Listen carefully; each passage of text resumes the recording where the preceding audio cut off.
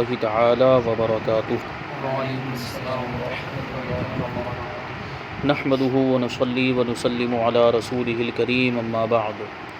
فاعوذ بالله من الشيطان الرجيم بسم الله الرحمن الرحيم ان الله وملائكته يصلون على النبي يا ايها الذين آمنوا صلوا عليه وسلموا تسليما اللهم صل على سيدنا ومولانا محمد معدن الجود والكرم وآله الكرام وابنه الكريم وبارك وسلم صلاة وسلاما عليك يا رسول الله صلی اللہ تعالی علیہ وسلم۔ طہارت کا بیان جاری ہے، اس میں ہم نے بہت سے ضروری مسائل کو جانا۔ اب یہاں سے انشاءاللہ تبارک و تعالی وضو کا بیان شروع ہو رہا ہے۔ وضو یعنی مخصوص اعضاء کو دھونا۔ وضو کا مطلب روشنی بھی ہوتا ہے، اور وضو کو وضو کہنے کی وجہ یہ ہے روشنی سے مشتق کرتے ہوئے، کیونکہ قیامت کے دن جو نمازی ہوں گے، جو اپنی نمازوں کو پابندی کے ساتھ پڑھتے ہوں گے اور نمازوں کے لیے وضو کیا کرتے ہوں گے، تو ان کے جو وضو کے جو اعضاء ہیں، جو اعضاء خاص طور پر وضو میں دھوئے جاتے جیسے ہاتھ ہے، چہرہ ہے، پاؤں ہے،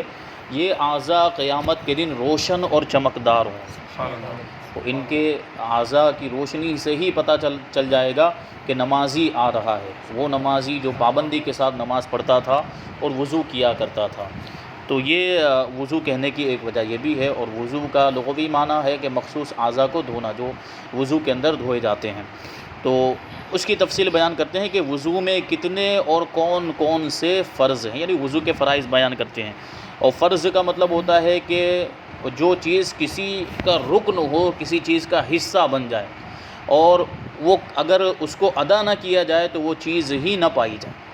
تو یہ وضو کے فرائض ہیں کا مطلب یہ ہے کہ ایک بھی فرض اگر ہم نے چھوڑ دیا تو پھر وضو ہوگا ہی نہیں۔ بہت ہی ضروری چیزیں ہیں، انتہائی ضروری، ان کے بغیر وضو نہیں ہو سکتا۔ تو کہتے ہیں کہ وضو میں 4 فرض ہیں۔ نمبر 1 چہرہ دھونا،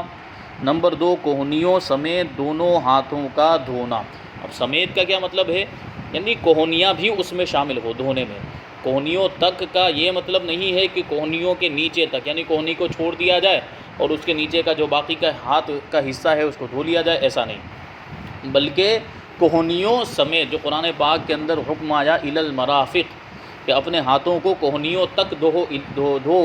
یہ الا کا جو لفظ ہے یہ کوہنیوں کو بھی شامل ہے، یعنی کوہنیاں بھی دھونی ہے، کوہنیوں کے اوپر تک کا جو حصہ۔ اب بعض حضرات جو ہے کہ وہ دھوتے ہیں تو اس طریقے سے پانی ڈالتے ہیں کہ کوہنیاں ان کی سوکھی رہ جاتی ہیں، تو اس طریقے سے ان کا وضو نہیں ہوگا، بلکہ مذہب حنفی کے اندر کوہنیوں کو دھونا بھی ضروری ہے۔ تو یہ دوسرا فرض ہے، کوہنیوں تک دونوں ہاتھوں کا، یعنی کوہنیوں کو شامل کرتے ہوئے دونوں ہاتھوں کا دھونا۔ نمبر 3 چوتھائی سر کا مسح کرنا۔ چوتھائی سر کا مسح کرنا، ویسے تو عام طور پر ہم جو وضو کرتے ہیں تو پورے سر کا مسح کرتے ہیں، تو وہ تو مستحب ہے، لیکن فرض کیا ہے؟ چوتھائی سر کا مسح کرنا، یعنی کم سے کم سر کے 4 حصے کیے جائیں تو اس میں سے جو ایک حصہ ہوگا 1/4 جس کو کہیں گے، اتنے حصے کا کم سے کم مسح ہونا یہ ضروری ہے۔ اگر اس سے کم مسح کیا، جیسے 2 انگلی کے برابر صرف ایسے بال پر گھما دی 2 انگلی، تو اس سے مسح ادا نہیں ہوگا، مسح کا جو فرض ہے وہ ادا نہیں ہوگا۔ جب یہ فرض ادا نہیں ہوگا تو وضو ہوگا ہی نہیں۔ تو کم سے کم 1/4 سر، یعنی جتنے حصے میں جو یہاں سے بال اگتے ہیں عام طور پر، وہاں سے لے کر جو پیچھے بال جہاں پہ گدی پہ جہاں بال ختم ہوتے ہیں، اس پورے حصے کے پورے سر کے 4 حصے کیے جائیں تو 1/4 جتنے میں آئے گا اتنے سر کا مسح کرنا یہ فرض ہے۔ پھر چوتھا فرض ہے ٹخنوں سمیت دونوں پاؤں کا دھونا۔ یہ بھی وہی معاملہ ہے، ٹخنوں۔ اب ٹخنا کسے کہتے ہیں؟ تو پاؤں کے اندر جو ابھری ہوئی ہڈی ہوتی ہے، یہ جو ہڈی ہوتی ہے، یہ باہر نکلی ہوئی ہڈی، ابھری ہوئی ہڈی، اس کو کہتے ہیں ٹخنا۔ ادھر سائیڈ میں بھی ہے اور ادھر سائیڈ میں بھی ہے، تو اس کے اوپر تک، یعنی یہ بھی دھونے میں شامل ہو، اس ہڈی کے اوپر تک دھونا ہے ہم کو پاؤں، یہ یہاں تک دھونا ہے تاکہ یہ ہڈی بھی دھل جائے۔ اس کے نیچے تک، یہاں تک صرف دھونا کافی نہیں ہوگا، بلکہ اس ہڈی سے اوپر اس کو بھی شامل کیا جائے گا، ٹھیک ہے؟ تو ٹخنوں سمیت دھونے کا یہ مطلب ہوا۔ اب چونکہ دھونے کا ذکر کیا تو فرماتے ہیں کہ کسی عضو کو دھونے کا کیا مطلب ہے؟ دھونے سے مراد کیا ہے؟ کس طریقے سے دھویا جائے؟ تو کہتے ہیں کہ کسی عضو کو دھونے کے یہ معنی ہے کہ اس عضو کے ہر حصے پر کم سے کم 2 بوند پانی بہہ جائے، اور بھیگ جانے یا تیل کی طرح پانی چپڑ لینے یا ایک آدھ بوند بہہ جانے کو دھونا نہیں کہیں گے، نہ اس سے وضو یا غسل ادا ہوگا۔ کیا مطلب ہوا کہ جس اعضا کو جس عضو کو دھونا ہے، جیسے ہاتھ کو دھونا ہے تو اس طریقے سے پانی بہایا جائے کہ یہ جو جتنا حصہ دھونا ضروری ہے کم سے کم 2 بوند پانی بہہ جائے، یعنی پانی کا بہانا ضروری ہے، صرف پانی پہنچا دینا کافی نہیں ہے۔ جیسے ہاتھ میں اس ہاتھ میں پانی لیا اور تیل کی طرح یوں لگا لیا تو یہ کافی نہیں ہوگا، بلکہ پانی کا بہانا جو ہے کہ بہت ہی ضروری ہے۔ تو اس امر کا لحاظ بہت ضروری ہے، لوگ اس کی طرف توجہ نہیں کرتے اور نمازیں اکارت جاتی ہیں، یعنی ان کی نمازیں ضائع ہو جاتی ہیں، کیونکہ صرف ایسے تیل کی طرح پانی لگا لیا یا کسی اور طریقے سے بھیگ گیا، پانی بہا نہیں ہے وہاں سے تو وضو نہیں ہوا، اور جب وضو نہیں ہوا تو نماز بھی نہیں ہوئی۔ اب چونکہ اس میں پہلا فرض جو بتایا گیا چہرہ دھونا، تو چہرے سے کیا مراد ہے، چہرے کو کہاں سے کہاں تک دھونا ہے، اور چہرے میں کون کون سی چیزیں شامل ہوتی ہے، چہرے کی حد کیا ہے، چہرہ کہاں سے شروع ہوتا ہے کہاں ختم ہوتا ہے، تو اس کو بیان کرتے ہیں کہ لمبائی میں شروع پیشانی، یعنی جہاں عادتاً بال اگتے ہیں وہاں سے نیچے تھوڑی تک، اور چوڑائی میں ایک کان کی لو سے دوسرے کان کی لو تک، یہ ہے چہرہ، یعنی اتنے حصے کو دھونا فرض ہے۔ لمبائی میں یعنی جہاں سے عادتاً عام طور پر بال اگتے ہیں، وہ عادتاً عام طور پر کیوں کہہ رہے ہیں، کیونکہ ممکن ہے کہ کسی کے بال ہی نہ ہو، تو اب اس کا یہ مطلب تھوڑی کہ وہ اوپر یہاں تک جہاں تک بال نہیں ہے، ٹھیک ہے، کبھی کسی کے آدھے سر میں بال ہوتے یہاں سے بال اڑ گئے ہیں یہاں بال ہے، تو اس کا یہ مطلب نہیں کہ اس کو یہاں سے دھونا پڑے گا۔ عادتاً عام طور پر جہاں بال اگتے ہیں پیشانی پر، وہاں سے لے کر وہ بال وہاں سے لے کر تھوڑی کے نیچے تک، یہ ہے تھوڑی، یعنی اگر داڑھی نہیں ہے تو یہ جو حصہ ہوتا ہے جہاں پر داڑھی کے بال اگتے ہیں عام طور پر، تو یہاں اس کے نیچے تک جو یہاں آپ جو ہے کہ انگوٹھا لگائیں تو جہاں انگوٹھا اندر کی طرف جاتا ہے وہاں تک یہ لمبائی میں اس کی حد ہے، اور چوڑائی میں ایک کان کی لو سے لے کر دوسرے کان کی لو تک۔ اب اس کے درمیان میں جتنا بھی حصہ آتا ہے، اس کا مطلب نہیں کہ یہاں سے یہاں تک بس ایک لکیر کے برابر دھو لیا، یا ایک یہاں سے ایک جو ہے کہ دھار یہاں سے گرا دی بس اتنے میں پانی نہیں، بلکہ اب یہ چاروں طرف اس میں آ گئے، یہاں سے لے کر یہاں تک پورے میں پانی بہانا ہے۔ اور یہاں اب کسی کی داڑھی گھنی ہے تو اس کا مطلب یہ نہیں کہ داڑھی کے اس طرف تو اس نے دھو لیا، اور یہ دو داڑھی اور کان کی لو کے بیچ میں یہ جو جگہ ہے اس کو چھوڑ دیا، تو یہ اس سے بھی وضو نہیں، بلکہ اس کو بھی دھونا ضروری ہوگا، ٹھیک ہے۔ تو یہ چہرے کا مطلب ہوا، جو چہرہ کہا چہرے کو دھونا، تو یہ چہرے سے مراد یہ ہے کہ لمبائی میں بال اگنے کی جگہ سے لے کر تھوڑی سے نیچے تک، اور چوڑائی میں ایک کان کی لو سے دوسرے کان کی لو تک۔ اب فرماتے ہیں کہ داڑھی کے نیچے جو جلد ہے کیا اس کا دھونا فرض ہے؟ جیسے داڑھی ہے، الحمدللہ ہماری داڑھی ہے، تو اب اس داڑھی کے نیچے جو چمڑی ہے جو یہاں پر جیسے چہرے میں تو یہ حصہ بھی آیا، تو کیا یہاں جو چمڑی ہے اس کا بھی دھونا ضروری ہے؟ یا یہاں جو چہرے کے دائرے میں جو بال آئے ہیں ہمارے، تو کیا اس کے نیچے جو جلد ہے اس کا دھونا بھی ضروری ہے؟ تو فرماتے ہیں کہ داڑھی کے بال اگر گھنے نہ ہوں تو جلد کا دھونا فرض ہے۔ داڑھی شروعات میں اگتی ہے تو ہلکی ہلکی داڑھی ہوتی ہے، بال جو ہے کہ فاصلے پر ہوتے ہیں، درمیان میں جگہ خالی ہوتی، تو ایسی صورت میں آسانی کے ساتھ جلد تک پانی پہنچایا جا سکتا ہے۔ تو اگر گھنی نہیں ہے داڑھی تو پھر جلد تک پانی پہنچانا ضروری ہوگا، ٹھیک ہے۔ اور اگر گھنے بال ہیں تو گلے کی طرف دبانے سے جس قدر چہرے کے گردے میں آئیں ان کا دھونا فرض ہے، اور جڑوں کا دھونا فرض نہیں۔ داڑھی گھنی ہے جیسے کہ الحمدللہ میری، تو اس کو اس طریقے سے داڑھی کے بال کو یوں گلے کی طرف دبائیں گے ایسے، تو گلے کی طرف دبانے میں جو چہرے کی حد بتائی تھی وہاں تک جتنے بال آ رہے ہیں ان بالوں کو اوپر سے ان کے ظاہری حصے کو دھو لینا کافی ہے، یہاں جلد تک یعنی چمڑی تک پانی پہنچانا ضروری نہیں ہے۔ اور جو حلقے سے نیچے ہو، یعنی یہ جو دائرہ بن گیا، اب اس کے نیچے جو 2 بال آ رہے ہیں جو لٹکے ہوئے بال ہیں ان کا دھونا بھی ضروری نہیں۔ اور اگر کچھ حصے میں بال گھنے ہیں اور کچھ حصے میں چھدرے بال ہیں، یعنی فاصلے پر ہیں، تو جہاں گھنے ہوں وہاں بال، اور جہاں چھدرے ہیں اس جگہ جلد کا دھونا فرض ہوگا۔ جیسے کبھی ایسا ہوتا ہے کہ یہاں زیادہ بال آ گئے، یہاں سے داڑھی گھنی ہے، لیکن یہاں جو بال ہوتے ہیں وہاں اتنی گھنی داڑھی نہیں ہوتی، اتنے گھنے بال نہیں ہوتے، تو یہاں تو بالوں کو کے ظاہری حصے کو دھو لینا کافی ہے، لیکن یہاں جلد پر پانی پہنچانا ضروری ہوگا۔ تو یہ بہت اہم مسئلہ ہے۔ اب آگے فرماتے ہیں کہ فرائض تو بیان کر دی، وضو کے فرائض 4 ہیں، جو ہے کہ چہرے کو دھونا، دونوں ہاتھوں کو کونیوں سمیت دھونا، چوتھائی سر کا مسح کرنا، اور دونوں پاؤں کو ٹخنوں سمیت دھونا، یہ 4 فرائض ہیں، ان کو ہمیں ذہن میں رکھنا ہے۔ اب سنتیں بیان کرتے ہیں کہ وضو کی سنتیں کیا ہیں، تو فرماتے ہیں کہ وضو کے اندر یہ سنتیں ہیں جو آگے بیان کی جا رہی ہیں۔ نمبر 1، وضو پر ثواب پانے کے لیے حکم الہی بجا لانے کی نیت سے وضو کرنا، یعنی وضو میں نیت کرنا۔ نیت کرنا کا کیا مطلب ہوا کہ ہم اللہ کی عبادت کرنے کے لیے وضو کر رہے ہیں، جس مقصد کے لیے ہم، جیسے نماز پڑھنے کے لیے، نیک کام کرنے کے لیے، قرآن کی تلاوت کرنے کے لیے، تو یہ اللہ تبارک و تعالیٰ کا حکم ہے کہ نماز جب پڑھو تو وضو کرو، یا قرآن مجید کی تلاوت کرو تو وضو کرو، تو یہ اللہ کا حکم ہے۔ تو اس حکم کی بجا آوری کے لیے، اس حکم پر عمل کرنے کے لیے، ثواب حاصل کرنے کی نیت سے وضو کرنا، یعنی وضو کے اندر نیت کرنا سنت ہے۔ بسم اللہ سے شروع کرنا، وضو کرنے سے پہلے بسم اللہ پڑھ لینا۔ ابتدا میں دونوں ہاتھوں کو گٹوں تک 3 بار دھونا۔ گٹوں تک کا کیا مطلب ہوا، یہ ہاتھ میں جو ہڈی ہوتی ہے یہاں پر، یہ پنجہ ختم ہونے کے بعد جو یہاں یہ ہڈی ہوتی ہے ایک سائیڈ میں جو نکلی ہوئی رہتی ہے، اس کو گٹا کہا جاتا ہے۔ تو پہلے جو ہے کہ سب سے پہلے بسم اللہ پڑھ لی، نیت کر لی، اب اس کے بعد جو سب سے پہلا ہمیں کام کرنا ہے، یہ دونوں ہاتھوں کو یہاں تک، یہ گٹوں سمیت دھو لینا یہاں تک، کیونکہ اب اسی کے ذریعے سے ہم باقی کے اعضاء دھوئیں گے، اسی کے ذریعے سے ہم چہرہ دھوئیں گے، اسی کے ذریعے سے ہاتھ کو بھی دھوئیں گے۔ تو یہ چونکہ دھونے کا آلہ ہو گیا، دھونے کا ذریعہ ہو گیا، تو سب سے پہلے اس کا پاک اور صاف ہونا ضروری ہے، تو پہلے اس کو دھویا جائے گا، پھر باقی دوسرے کام کیے جائیں گے۔ تو دونوں ہاتھوں کو گٹوں تک 3 بار دھونا۔ مسواک کرنا، مسواک اگر میسر ہے تو مسواک کرنا یہ بھی سنت ہے۔ 3 مرتبہ کلی کرنا، 3 مرتبہ اس طریقے سے کلی کرنا کہ منہ کے ہر حصے میں حلق تک پانی پہنچ جائے، داڑھوں کے پیچھے، دانتوں کے پیچھے، سب جگہ، زبان کے نیچے، ہر جگہ منہ کے ہر حصے میں پانی پہنچ جائے، اس طرح 3 مرتبہ کلی کرنا۔ اور 3 مرتبہ ناک میں پانی چڑھانا، اور ان دونوں میں مبالغہ کرنا، جو میں نے ابھی کلی کے بارے میں بتا دیا، اور ناک میں پانی چڑھانا اس طریقے سے ہو کہ ناک میں جو ہے کہ اگر ہم نیچے کی جانب سے ناک کے سوراخوں کے اندر نظر کریں تو جو حصہ نظر آئے گا، اگر بال نہیں ہے تو جو حصہ نظر آئے گا اتنے حصے کو دھونا،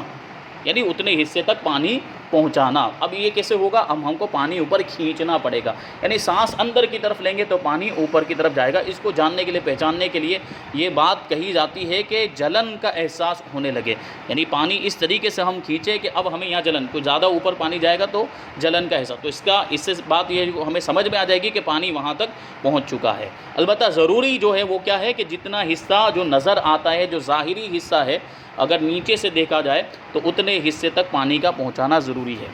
یہ سنت ہے۔ داڑھی کا خلال کرنا بھی سنت ہے۔ خلال کرنے کا کیا مطلب ہے کہ داڑھی کے جو بال ہیں ان کے درمیان میں سے انگلیوں کو، تر انگلیوں کو اس طریقے سے آر پار نکالنا، اور اس کے خلال کا طریقہ یہ ہے کہ گردن کی جانب سے، گلے کی جانب سے آگے، یوں بالوں کے اندر سے انگلیاں ڈال کر آگے کی طرف نکالنا، تو اس کو خلال کرنا کہیں گے۔ ہاتھ پاؤں کی انگلیوں کا خلال کرنا یہ بھی سنت ہے۔ ہاتھ کی انگلیوں کا خلال کرنا وہ اس طریقے سے، یہ ہاتھ کی انگلیاں، یہ بائیں ہاتھ کی انگلیاں یہ دائیں ہاتھ کی انگلیوں کے درمیان ڈالا اور اس طریقے سے اس کو نکال لیا، پھر اس طریقے سے اس میں بھی کیا۔ اور پاؤں کی انگلیوں کا خلال جو کرنا ہے تو وہ اس انگلی سے کریں گے، پاؤں کی انگلیوں کا خلال، کہ جو چھوٹی انگلی ہے اس کے ذریعے سے ایک انگلی میں اس طریقے سے کیا، پھر یہ اس طریقے سے کرتے ہوئے ساری انگلیوں کا خلال وہ ہم کو کرنا ہے، یہ سنت ہے۔ جو اعضاء دھونے ہیں ان کو 3 مرتبہ دھونا، جیسے چہرے کو دھونے کا حکم ہے تو 1 مرتبہ بھی ہو سکتا ہے، یعنی 1 مرتبہ میں اس طریقے سے دھویا کہ جو دھونا ضروری ہے، جتنا حصہ وہاں ہر جگہ پانی پہنچ گیا تو 1 مرتبہ دھونا بھی کافی ہو جائے گا، یعنی اس سے فرض ادا ہو جائے گا، لیکن سنت کیا ہے، 3 مرتبہ دھونا۔ اب کیا ہوتا ہے کبھی کبھی کہ ہم نے 1 مرتبہ پانی ڈالا تو خالی یہ آگے کے حصے پر پانی بہا، ابھی ادھر کا رہ گیا، اب ادھر کا، تو اس کو 1 مرتبہ دھونا نہیں کہتے۔ 1 مرتبہ دھونے کا مطلب یہ ہے کہ پورے میں پانی 1 مرتبہ پہنچ گیا تب جا کے یہ 1 مرتبہ ہوگا۔ تو اس طریقے سے یہاں پانی ڈالا تو یہ اتنے حصے میں پانی پہنچا ہے، پھر ہم نے یہاں پانی ڈالا تو اب یہاں پہنچا، تو اب یہ ایک پورا مل کر 1 مرتبہ ہوا۔ تو اس طریقے سے 3 مرتبہ دھونا یہ بھی سنت ہے۔ پورے سر کا 1 بار مسح کرنا، پورے سر کا، یہ چوتھائی سر کا تو فرض ہے، اور پورے سر کا مسح کرنا ابھی اس کا طریقہ آگے بتائیں گے کہ سر کا مسح کس طریقے سے کرنا ہے۔ تو پورے سر کا 1 بار مسح کرنا یہ سنت ہے، میں نے اس سے پہلے مستحب کہہ دیا تھا، وہ سنت ہے۔ کانوں کا مسح کرنا، کانوں کا مسح کرنا یہ بھی سنت ہے، اب اس کا جو طریقہ ہے وہ بھی آگے بتائیں گے۔ ترتیب کے ساتھ وضو کرنا، کہ پہلے منہ کو دھونا یعنی چہرے کو دھونا، پھر ہاتھ کو دھونا، پھر سر کا مسح کرنا، اور پھر پاؤں کو دھونا، یہ ترتیب ہے۔ اس ترتیب کے ساتھ وضو کرنا بھی سنت۔ پے در پہ وضو کرنا، یعنی پہلے والا عضو سوکھنے نہ پائے کہ دوسرا عضو دھو لینا۔ جیسے ہم نے ہاتھ دھویا، ہم نے چہرہ دھویا، اب انتظار کرنے لگ گئے اور اتنی دیر ہو گئی کہ جو چہرے پر ہم نے جو دھویا تھا وہ پانی خشک ہو گیا، وہ سوکھ گیا، پھر جا کے جو ہے کہ ہم ہاتھ دھو رہے تھے، کہ سنت کے خلاف ہے۔ سنت یہ ہے کہ پے در پہ ہو، ابھی ہم نے چہرہ دھو لیا تو اس کے فوراً بعد جو ہے کہ ہاتھ کو بھی دھو لیں، یعنی چہرہ سوکھنے سے پہلے ہی ہاتھ کو بھی دھو لیں۔ اب جو چونکہ مسواک کا ذکر آیا، مسواک کرنا سنت ہے، تو مسواک کے کچھ آداب بھی بیان کر رہے ہیں کہ مسواک کیسی ہونی چاہیے اور مسواک کے کچھ مسائل۔ کم سے کم 3 مرتبہ داہنے بائیں اوپر نیچے کے دانتوں میں مسواک کریں، اس طرح کہ پہلے داہنی جانب کے اوپر کے دانت مانجے، پھر بائیں جانب کے اوپر کے دانت، پھر داہنی جانب کے نیچے کے دانت، پھر بائیں جانب کے نیچے کے دانت۔ یہ مسواک کرنے کا طریقہ۔ مسواک کو اس طریقے سے پکڑے، یہ دیکھیں مسواک ہے، یہ 2 انگلیاں نیچے رہے اور یہ ادھر کی انگلی چھوٹی انگلی اور یہ شہادت کی انگلی اوپر رہے، اس کے ساتھ یہ انگوٹھا ملا ہوا رہے، یہ مسواک پکڑنے کا طریقہ۔ اب یہ جو حصہ اس کو دانتوں میں چبا کر نرم کر لیں پہلے، پھر داہنی جانب کے جو اوپر کے دانت ہیں اس کو سب سے پہلے صاف کر لیں اچھی طریقے سے، یعنی اس طریقے سے صاف کریں کہ یہاں آگے جو اس کے 2 حصے ہو جائیں، آگے کا حصہ بھی اسی میں شامل ہو جائے، اس کو الگ سے صاف نہیں کرنا، یہاں سے لا کر آدھے حصے تک اتنا ہو جائے۔ پھر ادھر بائیں جانب اوپر کے دانتوں کو صاف کریں، پھر داہنی جانب نیچے کے دانتوں کو صاف کریں، پھر بائیں جانب نیچے کے دانتوں کو صاف کریں۔ اس طریقے سے مسواک کریں اور ہر مرتبہ مسواک کو دھو لیں، یعنی ایک مرتبہ ہم نے ابھی مسواک کر لیا، اب دوسری مرتبہ کرنا ہے، دوسری نماز کے وقت جب وضو کرنے جائیں تو پھر اس کو دھو لیں اچھی طریقے سے، اور یوں ہی فارغ ہونے کے بعد بھی دھو لیں، یعنی ایک بار ہم نے مسواک کر لیا تو اس کو دھو کر ہی رکھیں جہاں پر رکھنا ہے۔ اور اس کے رکھنے کا طریقہ یہ کہ اس کو سلا کر نہ رکھیں، بلکہ اس کو کسی جگہ پر ٹیک لگا کر اس طرح کھڑی کر کے رکھیں، اور مسواک نہ بہت نرم ہو نہ ہی سخت ہو، اس طرح کی مسواک کا انتخاب کرنا چاہیے جو بہت سخت بھی نہ ہو اور بہت ہی نرم بھی نہ ہو، اور پیلو یا زیتون یا نیم وغیرہ کڑوی لکڑی کی ہو۔ پیلو کا درخت آپ نے دیکھا ہوگا، وہ یا زیتون کا درخت ہے یا نیم کا درخت ہے، اس کی مسواک عام طور پر استعمال کی جاتی ہے۔ میوے یا خوشبودار پھول کے درخت کی مسواک نہ ہو، چنگلیا کے برابر موٹی ہو، یعنی کم سے کم اتنی موٹی ہو، برابر یہ چھوٹی انگلی کے برابر موٹی ہو، زیادہ سے زیادہ 1 بالشت لمبی ہو، یہ 1 بالشت جتنی لمبی ہو، اور اتنی چھوٹی بھی نہ ہو کہ مسواک کرنا دشوار ہو جائے۔ اب یہ اتنی سی چھوٹی ہو تو اس سے مسواک کرنا تھوڑا مشکل ہوگا، اس لیے اتنی لمبائی بھی ہو۔ جو مسواک 1 بالشت سے زیادہ ہو اس پر شیطان بیٹھتا ہے، یہ بات بیان کی جاتی ہے۔ اس کا کیا مطلب ہوا کہ 1 بالشت جتنی رکھی جائے اور جو زیادہ ہے اس کو کیا کیا جائے، کاٹ دیا جائے، اس کو توڑ دیا جائے اور 1 بالشت کے برابر اس کو رکھا جائے۔ مسواک جب قابل استعمال نہ رہے تو اسے دفن کر دیں یا کسی جگہ احتیاط سے رکھ دیں کہ کسی ناپاک جگہ نہ گرے، کیونکہ مسواک سنت ہے، وہ سنت کی ادائیگی کا آلہ ہے۔ مسواک جو ہے جس کے ذریعے سے ہم مسواک کر رہے ہیں، دانتوں کو صاف کر رہے ہیں، وہ سنت کی ادائیگی کا ذریعہ ہے، تو اس اعتبار سے اس کی اہمیت ہے اور اس کا ایک ادب ہے، اس کی ایک تعظیم ہے۔ تو جب وہ جو بچ جائے، چھوٹا سا ٹکڑا اگر وہ بچ گیا ہے تو بہتر یہ ہے کہ اس کو دفن کر دیا جائے یا ایسی جگہ پر رکھے جہاں اس کی بے ادبی نہ ہو۔ ٹھیک ہے، کہ یہ وہی فرما رہے ہیں کہ یہ ایسی جگہ ہاں احتیاط سے رکھ دیں کہ کسی ناپاک جگہ وہ نہ گرے، کہ ایک تو وہ اعلیٰ ادائے سنت ہے، یہ سنت کو ادا کرنے کا ذریعہ ہے، اس کی تعظیم چاہیے۔ دوسرے، آب دہن مسلم ناپاک جگہ ڈالنے سے خود محفوظ رکھنا چاہیے۔ مومن کے منہ کا جو لعاب ہوتا ہے یا تھوک ہوتا ہے یا منہ کا جو پانی ہوتا ہے اس کا بھی ایک ادب ہے، کیونکہ وہ مومن کے منہ کا جو ہے کہ پانی ہے، تو اسی وجہ سے اس کو ادب کے ساتھ رکھنا چاہیے۔ اسی لیے پاخانے میں تھوکنے کو علماء نے نامناسب لکھا ہے۔ پاخانے کے اندر جب استنجا کرنے کے لیے جائے تو وہاں پر تھوکنا نہیں چاہیے، اس کے آداب میں سے ہے، تو اس کی وجہ یہی ہے کہ مومن کا جو لعاب دہن ہوتا ہے اس کی بھی ایک اہمیت ہے، اس کا بھی ایک ادب ہے، اور ناپاکی کی جگہ پر اس کو جو ہے کہ تھوکنا نہیں چاہیے، اسی وجہ سے منع فرمایا۔ اور مسواک داہنے ہاتھ سے کریں، اور اس طرح ہاتھ میں لے کے چھنگلیاں مسواک کے نیچے اور بیچ کی 3 انگلیاں اوپر اور انگوٹھا سرے پر ہو، یہ اس طریقے سے ہو۔ اب اس میں یوں اس طرح لکھا ہوا ہے، اس میں 3 انگلیاں نیچے اور انگوٹھا اوپر ہو، اور کیا لکھا ہے، 3 انگلیاں اوپر اور انگوٹھا سرے پر نیچے ہو اور مٹھی نہ باندھے۔ ٹھیک ہے، یہ دیکھیں مسواک دائنے ہاتھ سے، اور اس طرح ہاتھ میں لے کے چھنگلیاں مسواک کے نیچے صحیح ہے، وہی جو طریقہ میں نے پہلے بتایا تھا، اور بیچ کی 3 انگلیاں اوپر، اس طریقے سے اور انگوٹھا سرے پر نیچے ہو اور مٹھی نہ باندھے، اس طریقے سے۔ پھر آگے فرماتے ہیں کہ دانتوں کی چوڑائی میں مسواک کریں، لمبائی میں نہ کرے، یعنی ایسے ایسے کرے، یوں اوپر سے نیچے کی طرف نہ کرے، اور چت لیٹ کر مسواک نہ کرے، یہ بھی اس کے آداب میں سے۔ مسواک زمین پر پڑی نہ چھوڑے بلکہ کھڑی رکھے، اور ریشے کی جو جانب ہے اس کو اوپر رکھے، جہاں سے نرم حصہ جو بنایا ہے جو دانت کو صاف کرنے کے لیے اس کو اوپر رکھے وہ حصہ۔ اگر مسواک نہ ہو تو انگلی یا سنگین کپڑے سے دانت مانجھ لے، ٹھیک ہے، انگلی سے، جیسے کہ ابھی جو ہے کہ انگلی سے کر لے یا برش وغیرہ سے کر لے، لیکن یہ چیزیں مسواک کے قائم مقام نہیں۔ اگر کوئی برش کرے اور اس کو سمجھے کہ اس سے سنت ادا ہو جائے گی تو اس سے سنت ادا نہیں ہوتی ہے، مسواک کرنا ہی سنت ہے، یہ برش کرنا سنت کے قائم مقام نہیں ہے۔ یوں ہی اگر دانت نہ ہو تو انگلی یا پاکیزہ یا کپڑا مسوروں پر پھیڑ،